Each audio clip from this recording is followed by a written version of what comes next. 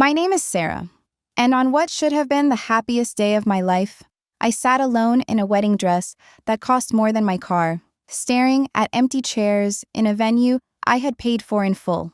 24 people had RSVP'd yes. 0 showed up. Not even my own parents. The humiliation was crushing, but nothing prepared me for the phone call I received exactly 1 year later. My sister Jennifer, who had ghosted me completely after my wedding disaster, was suddenly desperate. Her voice cracked through the phone as she begged me to let her family move into my house. What happened next will shock you, and if you have ever been abandoned by the people who should love you most, you need to hear this story. Before I tell you how I responded to that phone call and what my family discovered about my new life, let me know in the comments where you are watching from and hit that subscribe button if this is your first time here. Trust me, by the end of this story, you will understand why sometimes the most painful betrayals lead to the most incredible transformations. Growing up in a small town in Indiana, family was supposed to be everything. At least that is what everyone preached. My parents, Margaret and Robert, ran the local hardware store that had been in our family for 3 generations. My sister Jennifer, 2 years older than me, was the golden child who could do no wrong. She married her high school sweetheart right after graduation, had 2 beautiful children, and lived in the house next door to our parents. Perfect small-town life, right? I was different. While Jennifer embraced the family business and small-town values, I dreamed bigger. After high school, I moved 3 hours away to Indianapolis for college, studying marketing and communications. My family saw this as abandonment rather than ambition. Every holiday gathering included subtle jabs about my choices. When are you moving back home, Sarah? When are you going to find a nice local boy and settle down? Why do you need all that fancy education when you could be helping with the family business? The distance grew wider after college when I landed a job with a digital marketing agency in the city. I was passionate about my work, helping small businesses grow their online presence. But to my family, I was just wasting time with computers when I could be home, contributing to something real and tangible. Phone calls became infrequent.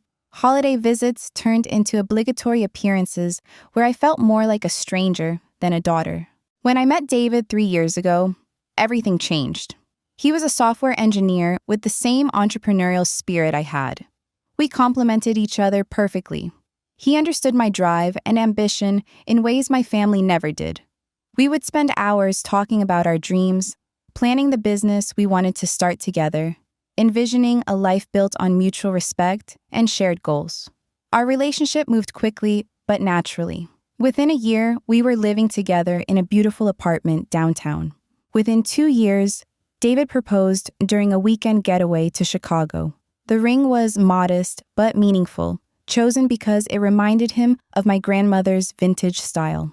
I called my family immediately after saying yes, expecting excitement and celebration. The response was lukewarm at best. My mother's first question was not about my happiness, but about when we would move back home for the wedding. My father grunted his approval and handed the phone back to my mother. Jennifer seemed more interested in discussing her own marital problems than celebrating my engagement. But I pushed aside the disappointment, determined to include my family in this milestone. Planning the wedding became an exercise in compromise that felt more like surrender. David and I had envisioned a small intimate ceremony in Indianapolis, somewhere meaningful to us as a couple. But my family pushed for a hometown wedding. Think of how much easier it will be for everyone to attend, my mother argued. The family friends want to celebrate with you. This is where you belong. Against my better judgment, I agreed. We booked the community center where my parents had help, eyed their anniversary parties, hired a local caterer recommended by my mother. I sent save the dates to extended family members I barely knew because that is what was expected. The guest list grew from the 40 people David and I had originally planned to over 100. The compromises kept coming. My mother insisted on traditional flowers instead of the wildflower arrangements I preferred. Jennifer volunteered to be my maid of honor, but constantly complained about the dress I chose. My father refused to pay for anything because, in his words, fancy weddings were a waste of money, and if I wanted something special, I should pay for it myself. So I did. I paid for everything. The venue, the catering, the flowers, the photographer, the band, the decorations, my dress, the rings, everything. My marketing job paid well, and I had been saving diligently. This was my wedding day, and if I had to fund it myself to make it perfect, that is exactly what I would do. The weeks leading up to the wedding were stressful in ways I had not anticipated. Family members who had confirmed their attendance started making excuses. My cousin Linda suddenly had a work conflict. Uncle Tom remembered a prior commitment. My childhood friend Amy discovered she could not get time off. One by one, the guest list shrank. Jennifer became increasingly distant as the wedding approached. Our weekly phone calls stopped. She did not respond to texts about final details. When I asked my mother what was wrong, she gave vague responses about Jennifer being busy with her children and having marriage troubles of her own. The night before the wedding, I called Jennifer directly. "Sarah, I just do not think this wedding is a good idea," she said bluntly. "David is taking you away from your family. You have changed so much since you moved to the city. Maybe you should postpone and really think about whether this is what you want." Her words stung, but I dismissed them as pre-wedding jitters affecting everyone. This wedding was exactly what I wanted. David was exactly who I wanted to spend my life with. My family would see that once we were married and settled. The morning of my wedding dawned gray and drizzly. Typical Indiana spring weather. I woke up alone in the hotel room I had booked near the venue. David was staying with his groomsmen across town, following tradition. I had planned to get ready with my bridesmaids. But there was just one problem. I did not have any. Jennifer had called the night before to say she could not make it. Family emergency, she claimed, though she would not elaborate. My college friends had gradually backed out over the previous weeks due to various conflicts. I found myself getting ready alone, applying my own makeup, and struggling with the buttons on my dress that I had specifically chosen because they required help. At 2:00, I arrived at the community center in the limousine I had hired for photos. The parking lot was nearly empty. I assumed people were running late or had parked elsewhere. The photographer met me at the entrance, looking concerned. "Mrs. Patterson," he said gently, using my soon-to-be married name. "I hate to tell you this, but I have been here for an hour, and no guests have arrived yet. Should we postpone the photos until people get here?" I assured him they would come. Small-town people were often late to events. We would start with some solo portraits and couple shots when David arrived. But as 3:00 approached, then 3:30, the truth became undeniable. David arrived with his groomsmen, 2 college friends who had driven in from Chicago. His face fell when he saw the empty parking lot. "Where is everyone?" he asked, and I had no answer. We went inside to find the community center, beautifully decorated and completely empty. 24 tables set for guests who would never come. A wedding cake that would go uneaten. A band setting up to play for an audience that did not exist. I called my parents from the venue bathroom, hands shaking as I dialed their number. Maybe there was some miscommunication about the time.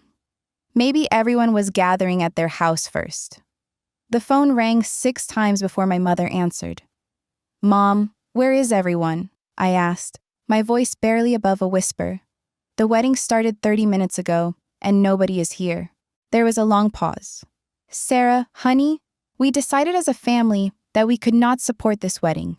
You have been pulling away from us for years, and David is just making it worse. We think you need to come home and figure out what really matters." "What do you mean you decided as a family?" I demanded, my voice echoing off the bathroom tiles. "You RSVP'd yes. Jennifer is supposed to be my maid of honor. Dad is supposed to walk me down the aisle."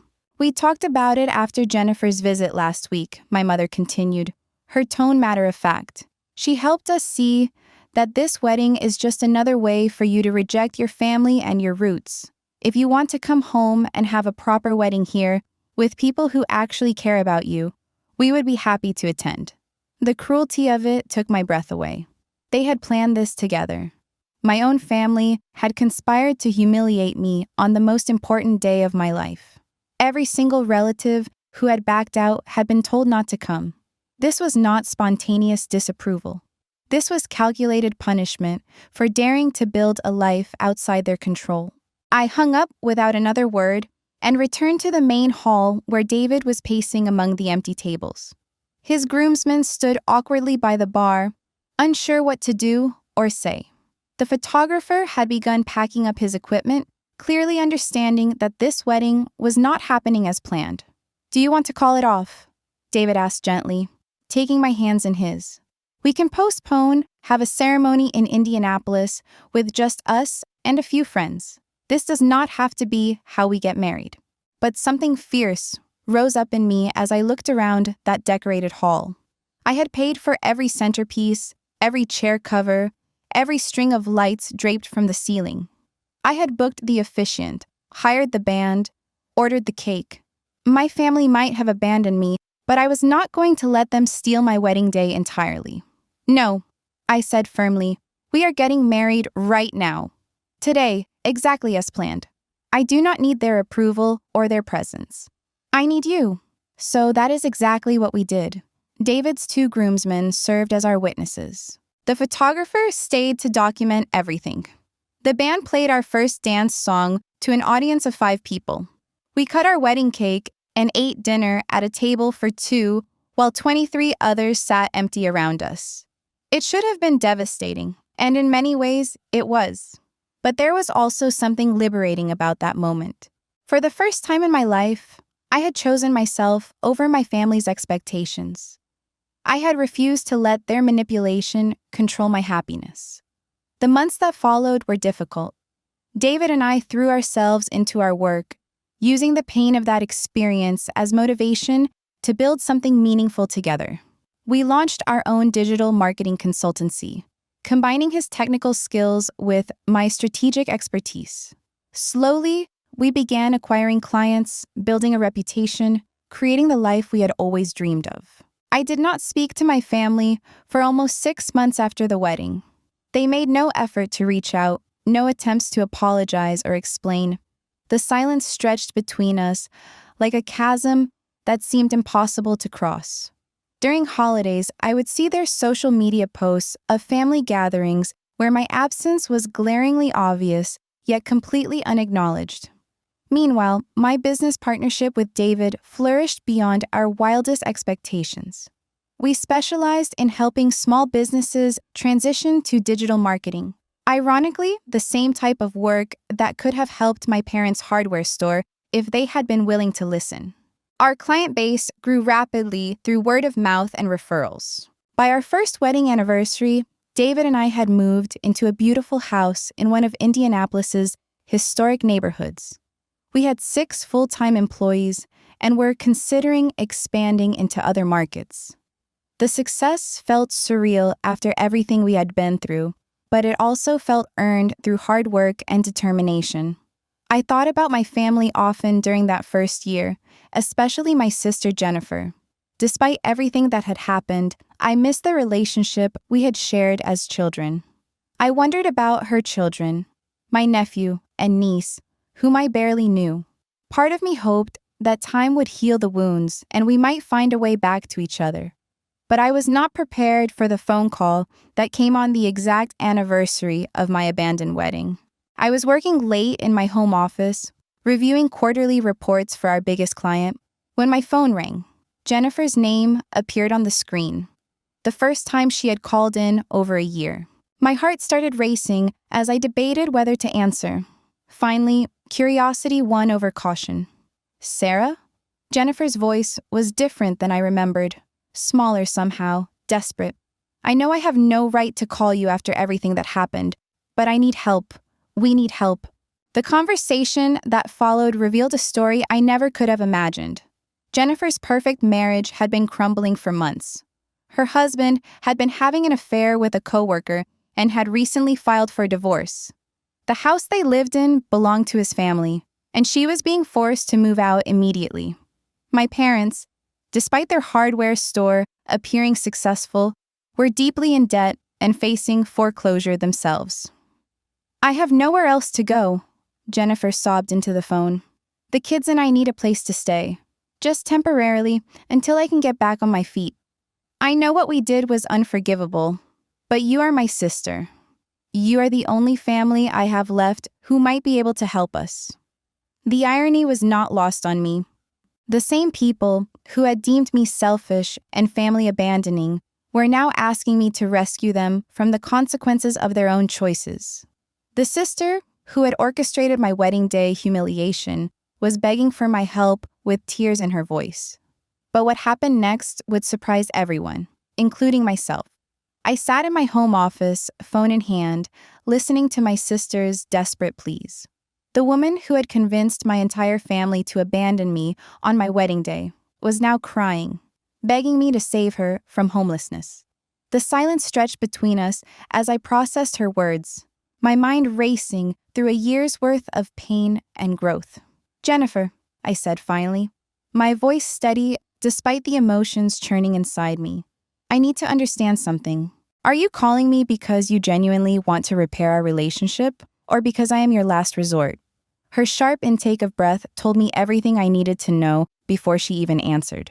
"Sarah, I know how this looks, but I have been thinking about you constantly, about what we did. It was wrong, and I have regretted it every single day since." "Have you?" I asked, unable to keep the skepticism from my voice. "Because you have had an entire year to reach out, to apologize, to try to make things right, but you only called when you needed something from me." The conversation continued for another 20 minutes, with Jennifer alternating between apologies and desperate pleas for help. She painted a picture of a complete financial ruin. Her husband had cleaned out their joint bank account before filing for divorce. She had no job prospects because she had been a stay-at-home mother for 8 years. My parents were facing bankruptcy and could barely keep their own house, let alone help her and the children. "What about Mom and Dad?" I asked. "What do they think about you calling me?" Jennifer's silence spoke volumes. "They do not know I am calling you," she finally admitted. "They think I should figure this out on my own, that asking you for help would be too humiliating after everything that happened." "So they still think they were right to boycott my wedding?" I said. "This is not about asking for forgiveness or rebuilding our relationship. This is about you being desperate enough to contact the sister you helped destroy." Jennifer began crying harder. "Sarah, please, I know I do not deserve your help. I know what we did was unforgivable, but my children are innocent in all of this. They do not have anywhere else to go." The mention of her children hit me harder than I expected. My nephew Jake was now 10 years old. My niece Emma was 8. I had missed years of their lives because of this family feud, and they had never done anything wrong to me. The thought of them being homeless because of their mother's poor choices made my chest tighten with unexpected emotion.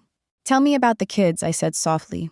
"How are they handling the divorce?" Jennifer's voice brightened slightly as she talked about Jake and Emma. Jake was struggling in school because of the stress at home. Emma had started having nightmares and refused to sleep alone. They knew something was wrong, but did not understand why Daddy was moving out or why they had to leave the only home they had ever known. "They ask about you sometimes," Jennifer added quietly. "They remember you from when they were little, before everything got complicated. Emma still has that teddy bear you sent for her 3rd birthday." My heart clenched. I had sent gifts for birthdays and holidays even after the wedding disaster, hoping to maintain some connection with my nephew and niece. I never knew if they received them because no one ever acknowledged them. Learning that Emma still had that teddy bear felt like a small miracle. "Jennifer," I said carefully, "if I were to consider helping you, it would not be the same as before. I am not the same person I was a year ago. My life has changed in ways you cannot imagine, and I will not compromise my happiness or my marriage to rescue people who showed me such cruelty." "I understand," she said quickly.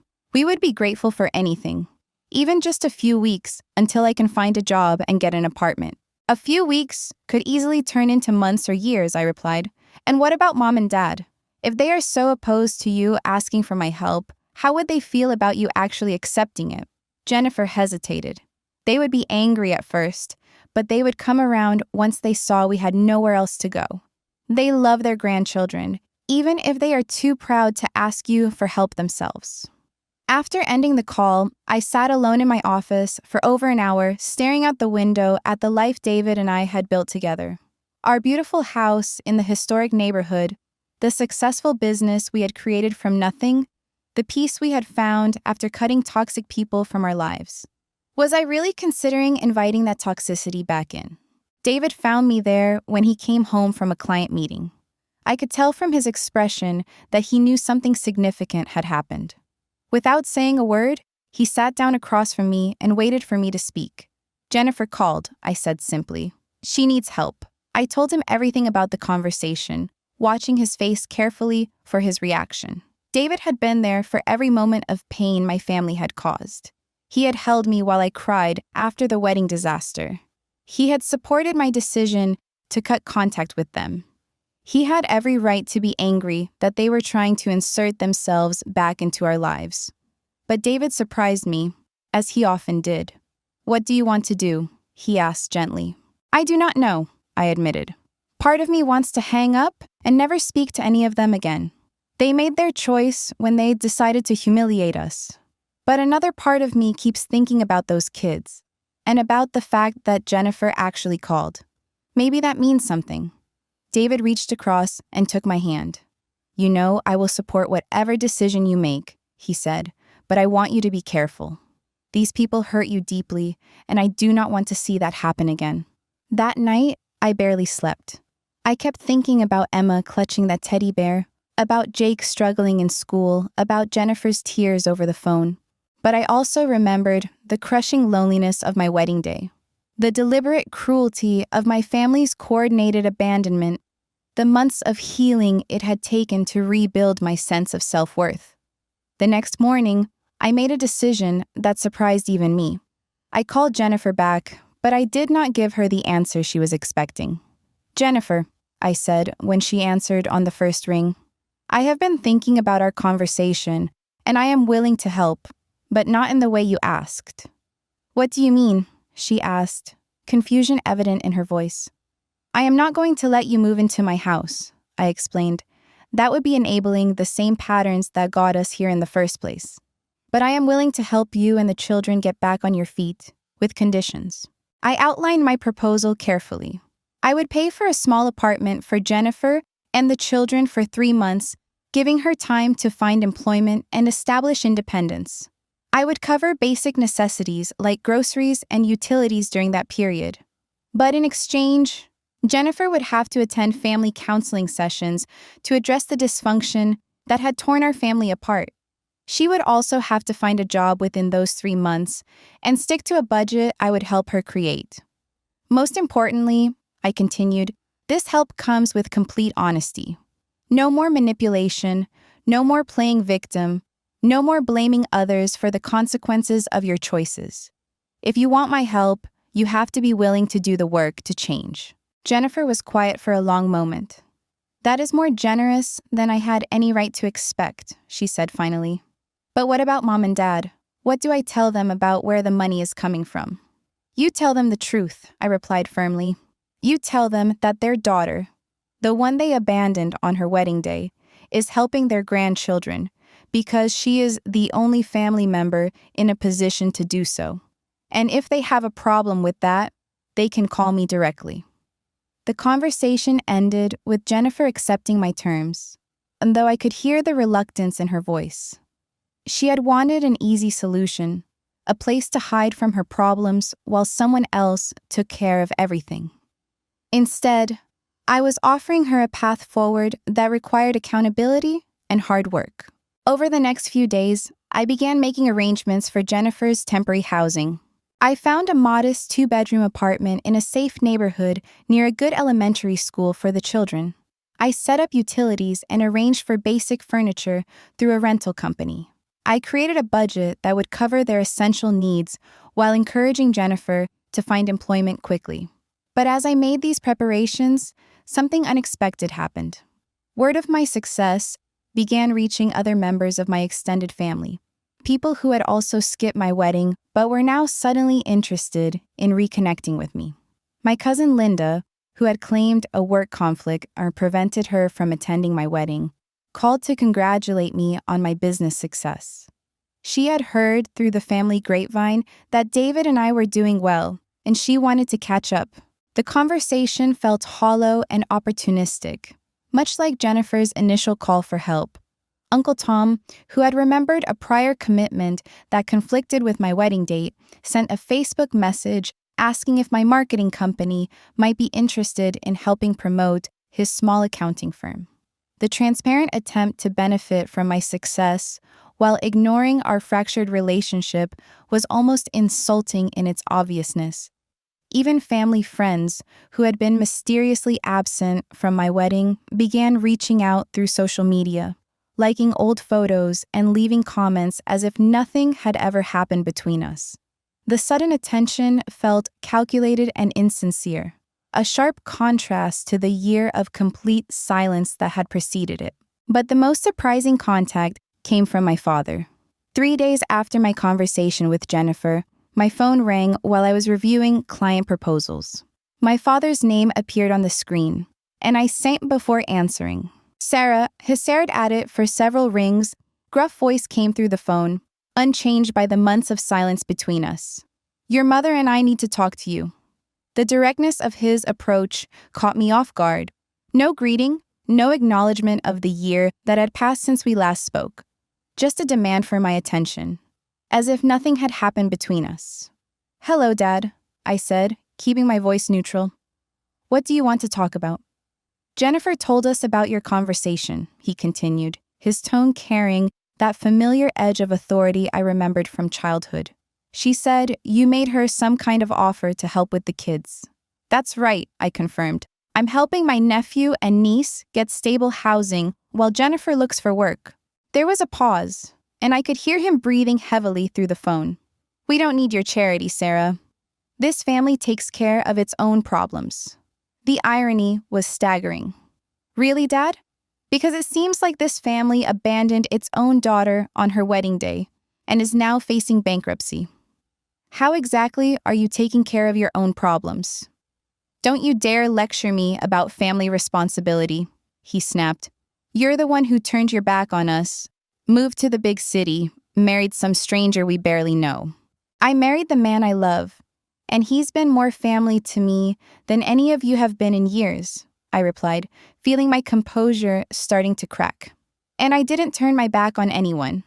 You all made a coordinated decision to humiliate me on the most important day of my life. We were trying to protect you from making a mistake, he said, his voice rising. That wedding was just another way for you to show off, to prove you were better than your family. Protect me? I laughed bitterly. Dad, you have no idea what you're talking about. You don't know anything about my life, my marriage, or what I've accomplished since you decided I wasn't worth showing up for. The silence stretched between us, heavy with years of unresolved conflict. When he spoke again, his voice was different, quieter, but somehow more dangerous. Jennifer says you've got money now, some kind of business with that husband of yours. My blood ran cold. Here it was, the real reason for the call. Not reconciliation, not apology, but the same pattern that had driven Jennifer to contact me. They had heard about my success, and now they wanted their share. What David and I have built is none of your business, I said firmly. Just like our wedding was none of your business to sabotage. Look, Sarah, he continued, and I could hear him trying to soften his approach. Your mother and I, we're going through some tough times right now. The hardware store isn't doing as well as it used to. People are buying everything online these days. We could use some help from someone who understands that computer stuff. So let me get this straight, I said, my voice dangerously calm. You want me to help save the family business that you never once offered to let me be part of? The same business you said I was too good for when I suggested digital marketing strategies years ago. That's different, he protested. You were just a kid then. You didn't understand how real business works. I understand perfectly how real business works, Dad. That's why David and I have built something successful while you're facing bankruptcy. That's why I can afford to help Jennifer while you can't even keep your own house. The words hung between us like a challenge. I had never spoken to my father this directly before, never challenged his authority so openly. Part of me expected him to explode with anger, to hang up and never speak to me again. Sometimes, the most painful betrayals force us to discover our own strength. A year ago, I thought family meant everything. I learned it means nothing without respect. Today, Jennifer and her children have their own apartment. She has a job, and we're slowly rebuilding trust through counseling. My parents still haven't apologized, but I've stopped waiting for their validation. I chose boundaries over bitterness, and that choice saved me. If you've been abandoned by people who should have loved you, remember this. Your worth isn't determined by their inability to see it. Share your story in the comments below and subscribe for more journeys of healing and self-discovery.